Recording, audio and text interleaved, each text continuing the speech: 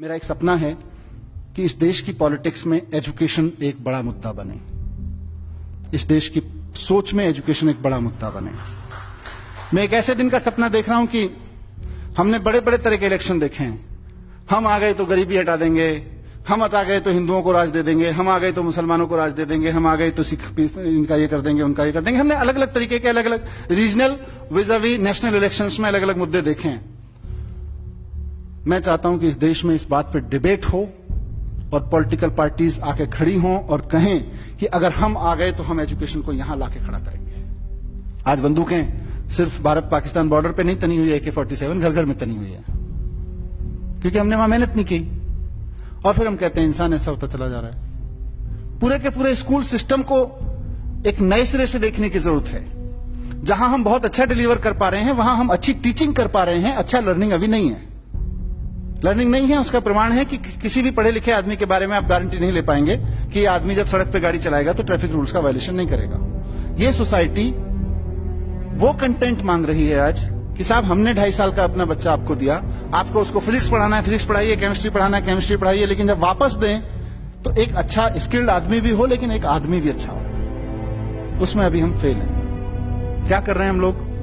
गीता रटा रहे हैं। अंडरलाइन कर लीजिएगा, गीता पढ़ा नहीं रहे, रटा रहे हैं। हम वैल्यू एजुकेशन पढ़ा रहे हैं, वैल्यू ऑफ एजुकेशन नहीं पढ़ा रहे हैं। हम फॉर्मेलिटी कर रहे हैं पढ़ाने के नाम। सिंड्रेला की कहानी हम सब लोग पढ़ाते हैं, या सिंड्रेला जैसी कोई और कहानी हम सब लोग पढ़ाते हैं। एक लड़की थी, बहुत खूबसूरत थी, उसका अफेयर था राजकुमार से, फिर वो सुंदर नहीं रही किसी कारणवश, उसको कोई श्राप मिल गया, जो भी घटना घटी, दुर्घटना घटी, फिर उसके खराब दिन शुरू हो गए, फिर कुछ अच्छी घटना घटी, वापस उसको सुंदरता मिल गई और वापस उसको राजकुमार मिल गया। यहां कहानी खत्म हो जाती है। लेकिन उस कहानी का अंतर क्या पड़ा, उस कहानी का इंपैक्ट क्या पड़ा बच्चे पे? उस कहानी का बच्चे पे इंपैक्ट पड़ता है कि इस दुनिया में जीने के लिए सबसे पहली जरूरत है सुंदर दिखना। और सुंदर दिखने के लिए भले ही फेयर एंड लवली लगानी पड़े या किसी के ऊपर तेजाब फेंकना पड़े। हम एक हिंदी में विलोम शब्द पढ़ाते हैं। हम विलोम शब्द पढ़ाने में क्या बोलते हैं? स्त्री का उल्टा पुरुष का विलोम, आकाश का विलोम धरती, धरती का उल्टा आकाश, दिन का उल्टा रात, रात का उल्टा दिन। मैं इस फोरम से सारे एजुकेटर्स बैठे हुए हैं, पूछना चाहता हूं कि ये तीनों उदाहरण जो मैंने लिए, धरती का उल्टा आकाश, दिन का उल्टा रात, स्त्री का उल्टा पुरुष, ये एक दूसरे के उल्टे हैं या प्रकृति में एक दूसरे के कॉम्प्लीमेंट्री हैं, एक दूसरे को पूर्ण करते हैं, पूरकता में हैं। हम अच्छा हमने किया है, काफी कुछ किया है। ऐसा नहीं है कि एजुकेशन में कुछ नहीं हुआ। मैं with due respect to every educator मैं कहना चाहता हूं कि एजुकेशन की आज तक की बहुत अचीवमेंट हैं। आज मैं अगर आपके सामने खड़ा होकर इस मंच से बोल पा रहा हूं और आप में से कोई इस बात को लेकर क्वेश्चन नहीं कर रहा है कि ये जो आदमी इतनी बड़ी बड़ी बातें यहां कर रहा है, इसका धर्म और जाति क्या है, वो एजुकेशन की अचीवमेंट है आज हमारे यहां। आज आपके सामने कोई आदमी इंटरनेट यूज करता है और आपके मन में कभी भी ये सवाल नहीं उठता, मतलब आपके माने समाज के मन में, समाज में किसी के मन में ये सवाल नहीं उठता है कि इंटरनेट यूज करने वाले की जाति क्या है, जरा पूछ के तो देख लें। इस जाति के लोगों की हिम्मत कैसे हुई इंटरनेट यूज करने की? आज ये क्वेश्चन नहीं बचा है समाज में, वो एजुकेशन की वजह से है। क्लासरूम को एक आंदोलन में बदलने की जरूरत है साथियों। आपके पास 40 बच्चे, 50 बच्चे, 30 बच्चे आपके क्लासरूम में बैठे हुए हैं और वो आंदोलन की सबसे बढ़िया, सबसे फर्टाइल ग्राउंड है। किस चीज के खिलाफ आंदोलन? वो जो समाज में चल रहा है उसके खिलाफ आंदोलन।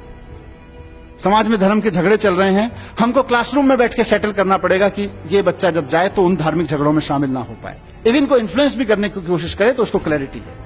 5000 साल पहले जिसने कुछ कह दिया उसी को माने बैठे हैं। नया करने की क्षमता पैदा नहीं हो रही है हमारे बच्चों में। आप देखिए कितने बच्चे हैं जो नया पैदा कर सकते हैं, नया सोच सकते हैं, क्योंकि नया करने के लिए रिस्क चाहिए, रिस्क लेने की क्षमता चाहिए, और रिस्क लेने की क्षमता हम लोग नहीं पैदा कर पा रहे हैं इस बच्चों में। और उसका नतीजा क्या हो रहा है? एक नेशन जो अपने आप में कॉन्फिडेंट नहीं है, एक सोसाइटी जो अपने आप में अपने थॉट्स पे कॉन्फिडेंट नहीं है, अपने थॉट्स के प्रति क्रिटिकल, अपनी कन्वेंशंस के प्रति क्रिटिकल नहीं है, कुछ नया करने की हिम्मत नहीं जुटा पा रही है। 1500 साल पहले आर्यभट्ट ने कहा था शून्य है, शून्य की खोज की उसने किया, और हमने 1500 साल क्या किया? हमने 1500 साल गाना गाया, जब जीरो दिया मेरे भारत ने दुनिया को तब गिनती आई। हमने गाना गाया। और उसी शून्य का 1500 साल पहले जिस हिंदुस्तान ने शून्य का आविष्कार किया, उसी शून्य का इस्तेमाल अमेरिका और यूरोप के साइंटिस्ट ने करके पूरा साइबर वर्ल्ड उस शून्य में खड़ा कर दिया। हम गाना गाते रह गए, जब जीरो दिया मेरे भारत ने दुनिया को तब गिनती आई। उन्होंने साइबर वर्ल्ड खड़ा कर दिया। आज वो ट्विटर चलाते हैं, फेसबुक चलाते हैं, गूगल चलाते हैं, यूट्यूब चलाते हैं। हम अपने लड़के लड़कियां नौकरी करने भेजते हैं उनके यहां पे, और हम कहते हैं कि हम तो बहुत महान देश थे पहले से। एक आधा घंटे आपसे बात करके लेक्चर देके जाने के लिए नहीं आया हूं मैं, शायद एक नई शुरुआत करने के लिए आया हूं इस देश के पैन इंडिया फैले हुए एजुकेटर्स के साथ में। So we have to shape up our education content and system and processes in a way so that we can make ourselves capable of handling that child. Sorry to say, we have not prepared.